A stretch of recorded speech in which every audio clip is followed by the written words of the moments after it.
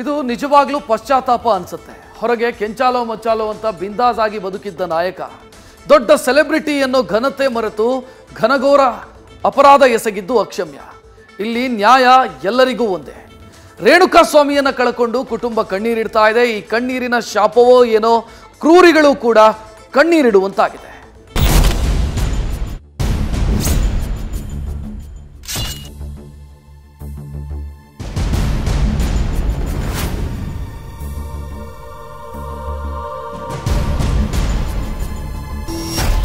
ಈ ದುನಿಯಾದಲ್ಲಿ ಮೆರೆದವರು ಮಣ್ಣಾಗಿದ್ದಾರೆ, ಉರಿದವರು ಬೂದಿಯಾಗಿದ್ದಾರೆ. ಇದು ಕಾಲನ ಮಹಿಮೆ. ಈ ಮಾತು ಡಿ ಗ್ಯಾಂಗು ಹೊರತೇನಲ್ಲ. ಅಗ್ರಹಾರದಲ್ಲಿ ರಾಜಾತಿಥ್ಯ ಪಡೆದಿದ್ದ ದರ್ಶನ್ ಬಳ್ಳಾರಿ ಜೈಲಿಗೆ ಎತ್ತಂಗಡಿ ಆಗಿದ್ದಾರೆ. ಪರಪ್ಪನ ಅಡ್ಡೆಯಲ್ಲಿ ನಡೆಸಿದ್ದ ಕಾರುಬಾರು ಮಾಯವಾಗಿದ್ದು ಬಳ್ಳಾರಿ ಜೈಲಿನ ಬದುಕು ಬೋರು ಹೊಡೆಸಿದೆ. ಹೀಗಾಗಿ ಜೈಲಿನಲ್ಲಿ ದರ್ಶನ್ ಟಿವಿಗೆ ಬೇಡಿಕೆ ಇರಿಸಿದ್ದಾರೆನ್ನಲಾಗಿದೆ. ಬಳ್ಳಾರಿ ಜೈಲಲ್ಲಿ ಟಿವಿಗೆ ಬೇಡಿಕೆ ಇರಿಸಿದ ದರ್ಶನ್, ಅಭಿಮಾನಿಗಳ ಬಗ್ಗೆ ಕೂಡ ವಿಚಾರಿಸಿದ ನಟ.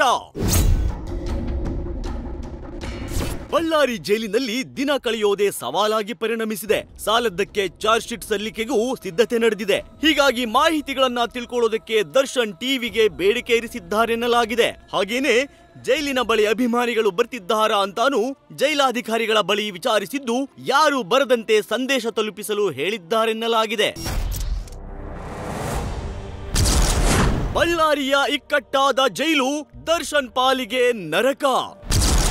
ಬಳ್ಳಾರಿ ಬಂದಿಖಾನೆಯ ವ್ಯವಸ್ಥೆಗೆ ದಾಸನಿಗೆ ಮರುಕ. ಅಂದು ರೀಲ್ ನಲ್ಲಿ ಆಗಿದ್ದ ಬಳ್ಳಾರಿ ಜೈಲಿನ ದರ್ಶನ ರಿಯಲ್ ನಲ್ಲಿ ನಿಜ ಆಗ್ಬಿಟ್ಟಿದೆ.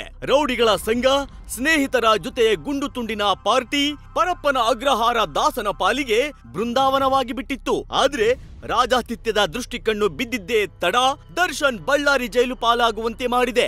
ನಿಜವಾದ ಜೈಲು ಅಂದ್ರೆ ಏನು ಅಂತ ಈಗ ಮನವರಿಕೆ ಆಗ್ತಿದೆ. ಮಾಡಿದ ಕೃತ್ಯಕ್ಕೆ ಪಶ್ಚಾತ್ತಾಪ ಪಡುವಂತಾಗಿದೆ. ನನ್ನವರು ಯಾರು ಇಲ್ಲ ಅಂತ ಒಂಟಿತನ ಕಾಡಲಾರಂಭಿಸಿದೆ. 12/6 ಹೈ ಸೆಕ್ಯೂರಿಟಿ ಸೆಲ್ ನಲ್ಲಿ ಕತ್ತಲೆ ವಾಸ, ವಿಪರೀತ ಸೆಖೆ, ಜೀವ ಹಿಂಡುತ್ತಿರುವ ಸೊಳ್ಳೆಗಳು ಕರಿಯ ಹೈರಾಣಾಗುವಂತೆ ಮಾಡಿದೆ. ಮಾತನಾಡೋಕೆ ಅಕ್ಕಪಕ್ಕದ ಸೆಲ್ ನಲ್ಲಿ ಯಾರೂ ಇಲ್ಲ, ಸ್ನೇಹಿತರಿಲ್ಲ, ಕುಟುಂಬಸ್ಥರಿಲ್ಲ. ಬ್ರಾಂಡೆಡ್ ಬಟ್ಟೆ ಧರಿಸಿ ಸ್ಮೈಲ್ ಕೊಡುತ್ತಲೇ ಜೈಲಿಗೆ ಎಂಟ್ರಿ ಆಗಿದ್ದ ದರ್ಶನ್ ಬಳ್ಳಾರಿ ಜೈಲಿನ ವ್ಯವಸ್ಥೆಗೆ ಮರುಗುವಂತಾಗಿದೆ.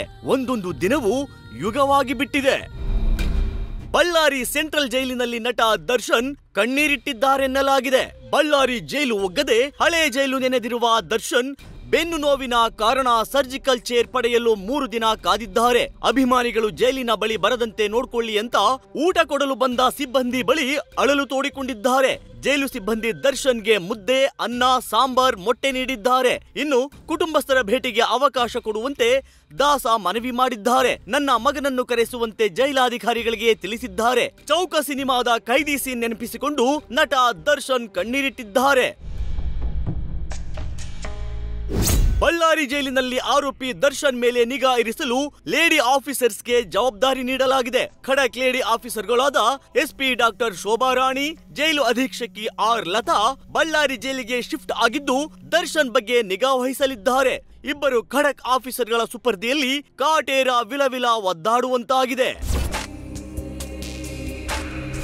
ಇನ್ನು ಪರಪ್ಪನ ಅಗ್ರಹಾರ ಜೈಲಿನಲ್ಲಿದ್ದಾಗ ದರ್ಶನ್ ಕೈದಿ ನಂಬರ್ 6106 ಟ್ರೆಂಡ್ ಆಗಿತ್ತು. ಸದ್ಯ ಬಳ್ಳಾರಿ ಜೈಲಿನಲ್ಲಿ ಕೈದಿ ನಂಬರ್ 511 ಕೊಡಲಾಗಿದ್ದು ಇದು ಕೂಡ ಸಿಕ್ಕಾಪಟ್ಟೆ ಟ್ರೆಂಡ್ ಆಗ್ಬಿಟ್ಟಿದೆ. ಚಿತ್ರದುರ್ಗದ ಆಟೋ ಒಂದರ ಮೇಲೆ ದರ್ಶನ್ ಖೈದಿ ನಂಬರ್ 501 ಕಾಣಿಸಿಕೊಂಡಿದ್ದು ಎಲ್ಲೆಡೆ ವೈರಲ್ ಆಗ್ತಿದೆ. ಬೈಕ್ ಮೇಲೂ ಖೈದಿ ನಂಬರ್ 501 ಹಾಕಲಾಗಿದ್ದು ಆರೋಪಿ ಅಷ್ಟೇ, ಅಪರಾಧಿ ಅಲ್ಲ ಎಂಬ ಸ್ಟಿಕ್ಕರ್ ಹಾಕಿದ್ದಾರೆ. ಒಟ್ಟಾರೆ ಬಳ್ಳಾರಿ ಜೈಲು ಒಗ್ಗುತ್ತಿಲ್ಲ.